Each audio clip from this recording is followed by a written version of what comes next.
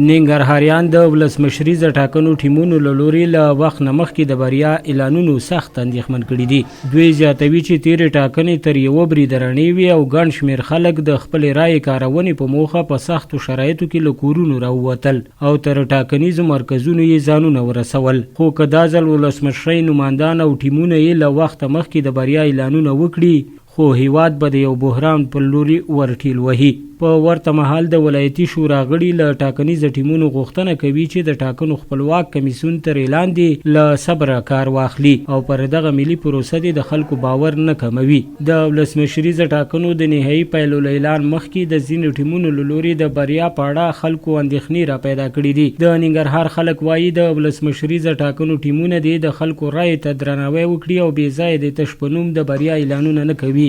دوی زیاتوي که ټاکنیزه ډلې دا ډول بې بنسټه خبرې وکړي نو هیواد به د یو داسې بحران پر لور ورټیل وهي چې پر پښو درېدل به یې بیا ډیر وخت ونیسي. هغوی په دې برخه کې د ټاکنو له خپلواک کمیسیون هم غوښتنه کوي دغه ټیمونه چې بې اساسه د بریا خبرې کوي مجازات کړي.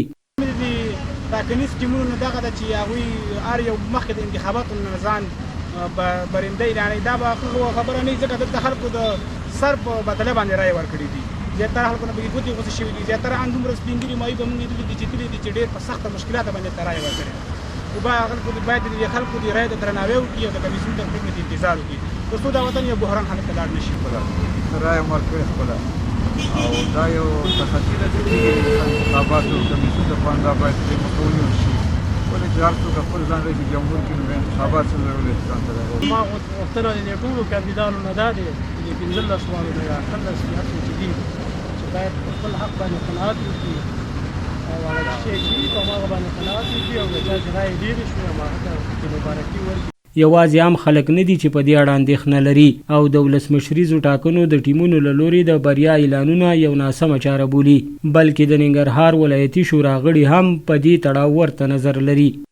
دا پرېږدي چې د انتخاباتو کمیسیون کوم رسمي اعلان وکړي هغې ته پرېږدي. د وخت نه مخکې باید چې کاندیدان صاحبان د وخت نه مخکې دغه ونه کړه اعلامیې خپلې خپرې نه کړه چې ما ګټلې او دا بل وي چې ما ګټلې.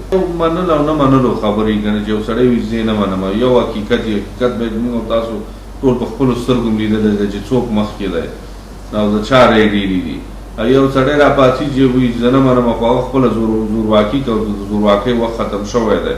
هغه څه به کوي چې هغه د افغانانو خوښوي. په دې ډول باندې پرون چې موږ ولید تقریبا 3 ټیمونو د بریا اعلان کولو دا په دغه ملي پروسه باندې یو ډول صدمه ده چې دوی ورسوي. زموږ هیله او غوښتنه له ټولو ټیمونو نه دا ده چې مرجع د بریا معلومه ده چې هغه د انتخاباتو خپلواک کمیسیون دی. دوی دې صبر وکړي د انتخاباتو د کمیسیون نهایي پایلو ته چې دوی خپلې پایلې اعلان کړي. نو طبعا چې هغوی کې هر څوک برنده و 50 جمعیو هر ټیم پوره کړي هماغه برنده دی. دا په واقعي ډول باندې د ولس اذهان خرابوي، د ولس په اذهانو باندې بد تاثیر کوي. دا په داسې حال کې ده چې تر اوسه د تیرو ولسمشریزو ټاکنو 3 بېلابېلو ټیمونو د خبري غونډو په ترسره کولو سره د خپلې بریا اعلانونه کړي دي، خو د ټاکنو خپلواک کمیسیون بیا تر دې دمه د ټاکنو د پیلو د اعلان په اړه څه نه دي ویلي.